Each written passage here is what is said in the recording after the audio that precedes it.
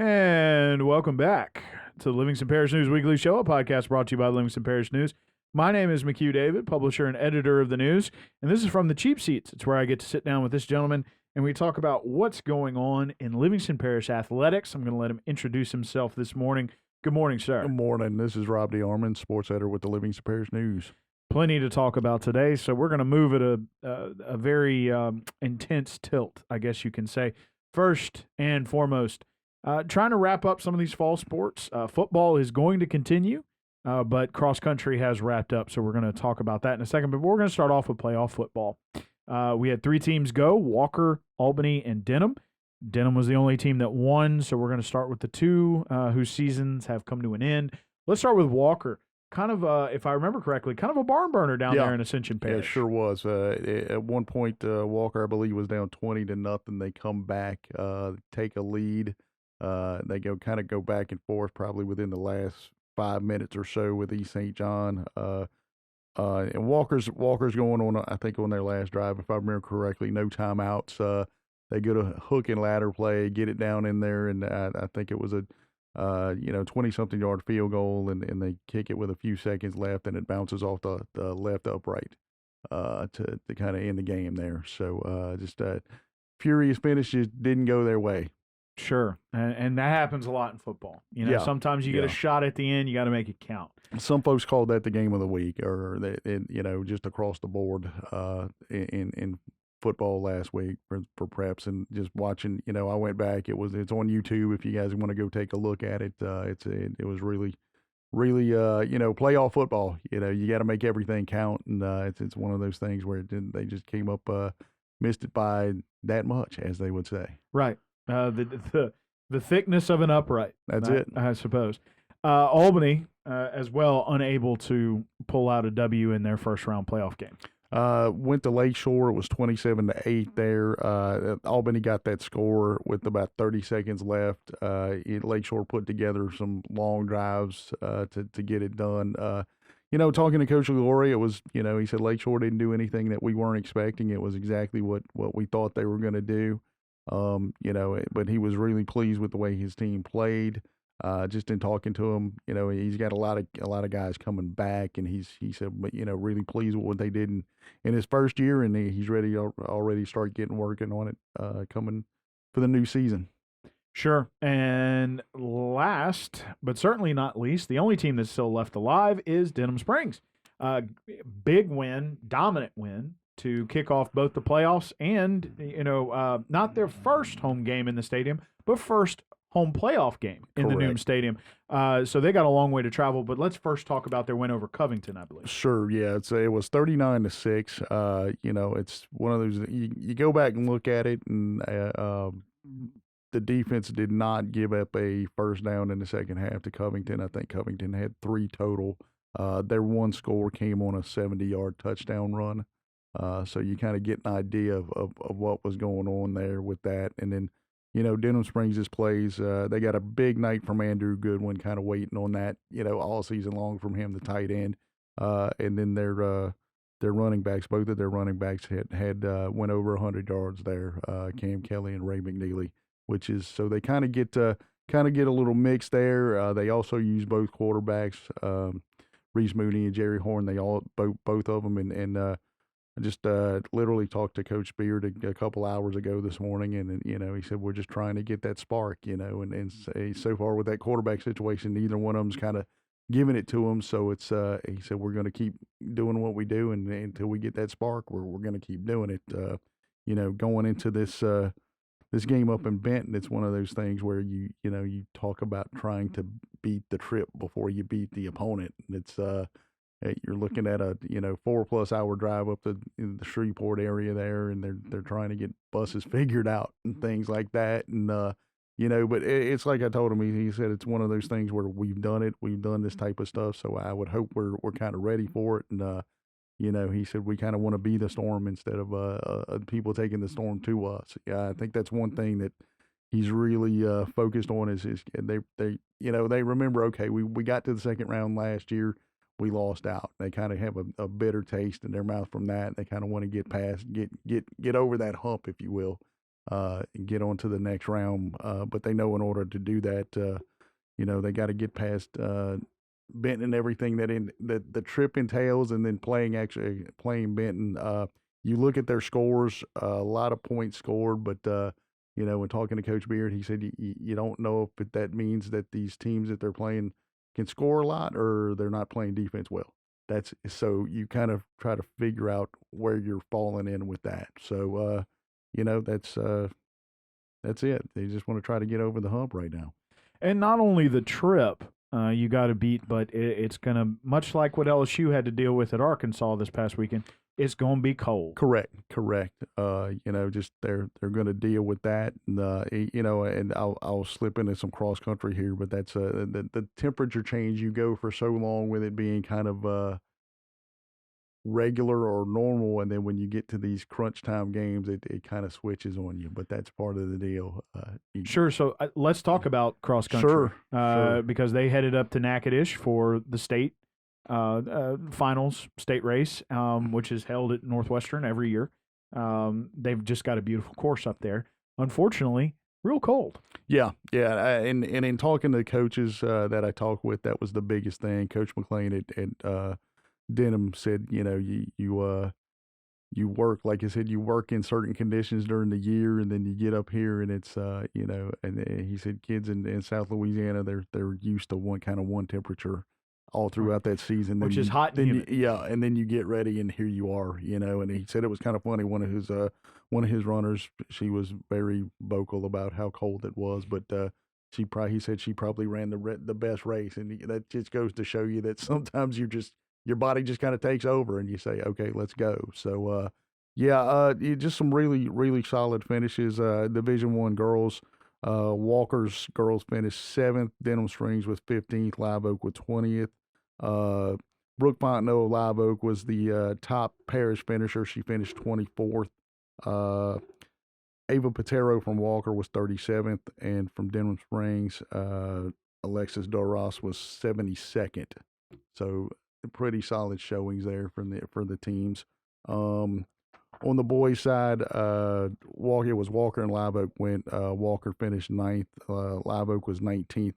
Jacob Kennedy, who's the parish champ, was the top finisher for the boys at 15th. Mason Hutto from Live Oak was 89th.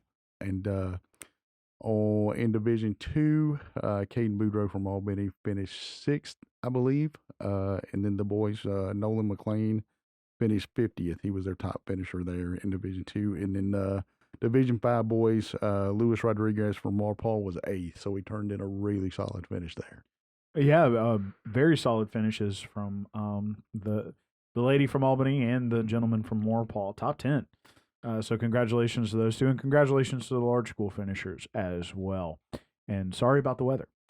Part of the deal. It's either I think Coach McLean told me they hung out and they were watching, and about midway through the boys race, I believe the Division I maybe raced. This is totally off of memory. He said that's when the rain started coming in too. So you had the cold and the rain coming in. Rough day for those runners, but congratulations on those big finishes there. I mean, that's, a lot of people might say, well, 72nd, yeah, that's statewide. It's in the state. The state. That's a big deal. That was another thing that when I talked to Coach Carroll from Albany, they're in Division II. It's kind of sort of like the football situation we were talking about, where Albany's a 3A school, but they're competing against a lot of 4A schools. And she said that was one thing that we had to take into consideration. You're going to look at it and say, well, that's, and she said we're competing against 4A schools, and that's something you have to look at when you look at the big picture here. So sure. So yeah, again, it's kind of interesting when you talk about cross country, because in swimming and those types of sports as compared to football, when you think about football, there's 32 teams coming into it, each, especially at the 5A level, each one of them having 80 kids. So you start thinking about actually cut that number down too. So right, you're looking at playoff time 28 and 24, depending on if you're select, non-select. So true with these new brackets. So yeah, I mean, it one of those things where like all of a sudden you start thinking about the postseason that way. It's a statewide deal. It's a lot of kids involved. Right. So those top 100 finishes are impressive. Yeah. top 10 I mean, to me, are incredible. just to get there is an achievement in itself, you know. So that's I know for Albany, that's one of the things that Coach Carroll and I talked about a little bit. I think this is the second year in a row that they fielded a full boys team for the state meet. So they're, you know, steadily kind of making progress here. Sure. So we have one fall team left, which will be Denham Springs football, as you said, going up to Benton this Friday. Play a football game in there. If you don't know where Benton is, it is north of Shreveport. It's a suburb. Almost to Arkansas. Yep, pretty close. So moving into winter sports, we had a very interesting result coming out of Walker girls soccer. So soccer, basketball, those kinds of things. We're in the crossover. But tell us a little bit about that. Yeah, I told you before we got on the air last night. We went and we did the meeting for the all parish volleyball team, and when I came back, I got home and my phone was blowing up, and my wife was like, "What's going on?" And I said, "It's basketball time." So coaches were texting me books. I'm feverishly working on that, so keep looking throughout the day. I'll have a couple of roundups up when I get through with that. But also it's soccer time too, as McHugh mentioned. Big win for Walker's girls last night in their home opener over Catholic of Point Capee. It was 9-0. Stephanie Clark from Walker had 5 goals in that match. So that's a heck of a way to get started. Yeah. And a lot of people are like, oh, so, 5 goals, that's a lot. That's 9 goals total is a lot. Nine is a lot. Yeah. That's a lot for soccer. There was one thing we didn't discuss, and this was very sudden. The comments under the story on social media would lead it to people to believe, well, whoa, that kind of came out of left field. And pardon mixing up the sports references there, but Blaine Westmoreland has resigned as the football coach of Live Oak High School. That is correct. And it seemed to catch a lot of people by surprise. I don't know if it caught you by surprise or not. But tell us a little bit about his decision and where Live Oak's going to go. I literally, I'm trying to remember. I think this was Thursday morning. I'd gotten up, was walking, and I was literally leaving the bedroom, walking to the kitchen to go get my cup of coffee, and I never got there because Coach Westmoreland called me, and he just said, "Get your tape recorder ready." So basically, Coach Westmoreland has decided to step down to spend more time with his family. If you guys remember when he left the head coaching position at Albany a few years back, that was his intention as well. So he was coaching freshmen when he started out at Live Oak. And now he's got 4 children. One of them is Parker, is his son who plays football at Live Oak, long snapper there. So he said Parker's could have these opportunities when, if he wants to go on visits, he can go on the visits with him, and the other stuff is just wanting to spend time with his kids as they're growing up. It's kind of like I told you guys, I am. My son's a senior now, and I don't want to miss anything right now. So I totally told him I totally get it, totally understand it. Sure.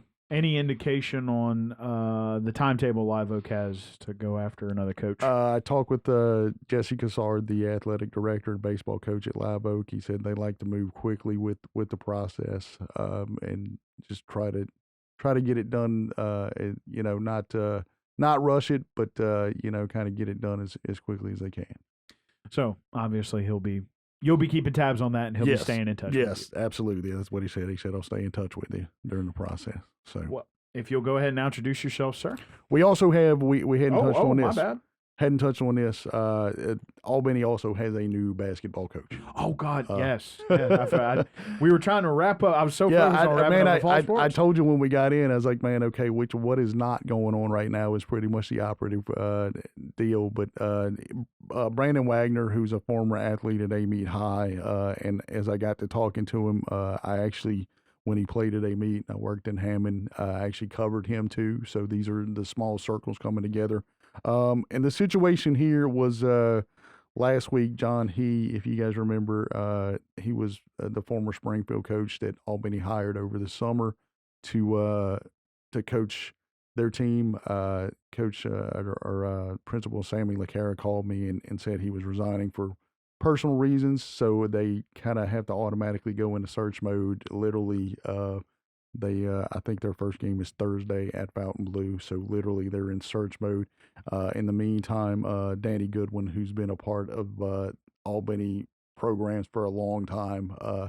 Filled in as a coach, and Coach Wagner was supposed to be introduced to the team yesterday, but yeah, he's worked in several areas, and I think in talking to him, his main goal is to kind of maximize potential of each and every kid, whatever that is. He said we have to find out what each one of these kids' potential is and reach the fullest on it. And that was pretty much the biggest message that I took away in talking to him, and then and Mr. LaCara took away from it too.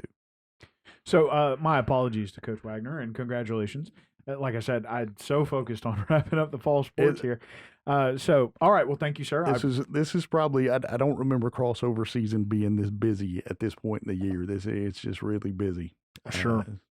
So, well, and we appreciate you keeping up with everything, and thanks for the reminder. If you'll go ahead and introduce yourself. Yeah, this is Rob DeArmond, sports editor with the Livingston Parish News. And my name is McHugh David, publisher and editor of the news. Appreciate you guys for joining us for From the Cheap Seats. This is where Rob and I talk about what's going on in athletics in Livingston Parish. Please remember the news is on Facebook, Twitter, LinkedIn, Instagram, and YouTube. We are once a week in print on Thursdays at $7 a month. Get that in your mailbox. We're also online, www.livingstonparishnews.com. Last time, we appreciate you joining us, and we'll see you next time.